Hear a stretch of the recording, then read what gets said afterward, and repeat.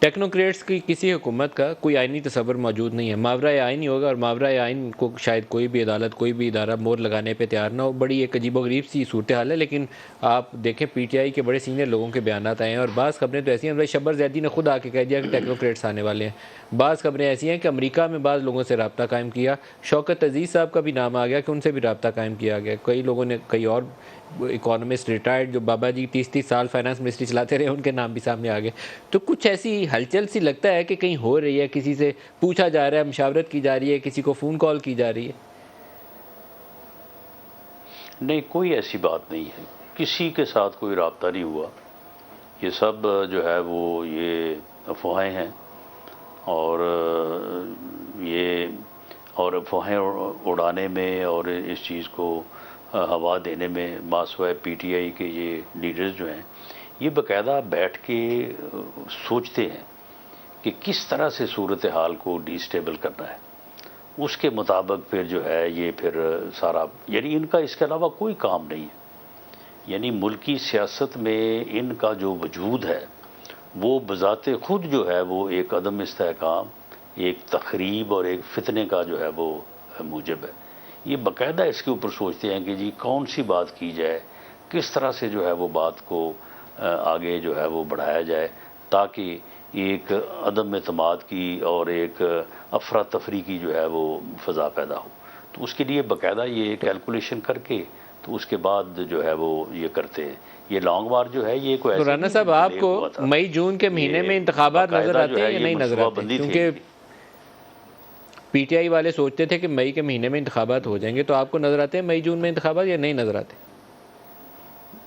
یہ سوچتے رہ جائیں گے، انتخابات جو ہے وہ انشاءاللہ تعالی اکتوبر 2023 میں ہی ہوں گے۔ لیکن اکتوبر 2023 میں اپنے وقت مقررہ پر ہو جائیں گے، آگے تو نہیں جائیں گے؟ یہ بھی ایک سوال ہے۔ جی نہیں، وقت مقررہ پہ ہو جائیں گے انشاءاللہ تعالی۔ کوئی بھی چیز جو آئین میں جس طرح سے درج ہے، آئین کے مطابق جو ہے وہ ملک کو چلنا چاہیے، آئین کے مطابق جو ہے وہ ہمیں آگے بڑھنا چاہیے، اور اسی میں جو ہے وہ اس قوم کی، اس ملک کی بقا ہے۔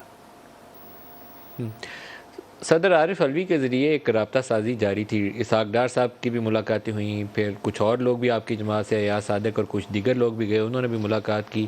آج بھی توقع تھی کہ شاید کچھ آپس میں انٹریکشن ہوگا، کچھ ہے ایسی فالو اپ، کوئی پیش رفت جو چل رہی ہو؟ دیکھیں، جو ملاقاتیں ہوئی بھی ہیں نا، وہ بھی ان میں بھی کوئی مٹیریل ڈسکشن نہیں ہوئی، بس ایسے ہی جب خیالات کا تبادلہ ہی ہوا ہے۔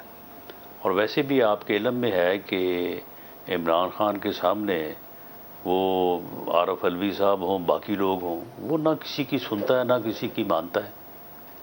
یعنی اس ملک کی بدقسمتی اور جو ہے یعنی اس ساری صورتحال کی جو ہے وہ ذمہ داری اسی ایک فرد پہ ہے۔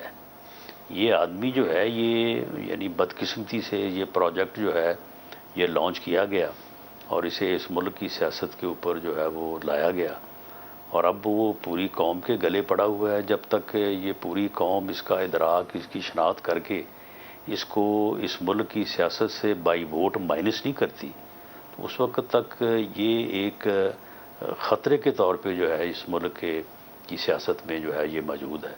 جو یہ کہتا ہے کہ میں اپنے مخالفین کے ساتھ نہ بیٹھ سکتا ہوں، نہ بات کر سکتا ہوں، اور بلکہ وہ کہتا ہے کہ اپنے مخالفین سے بیٹھنے کے سے پہلے میں مر جاؤں، تو اس قسم کا انسان جو ہے وہ پارلیمانی جمہوری سسٹم میں آپ مجھے بتائیں کہاں فٹ ان ہوتا ہے؟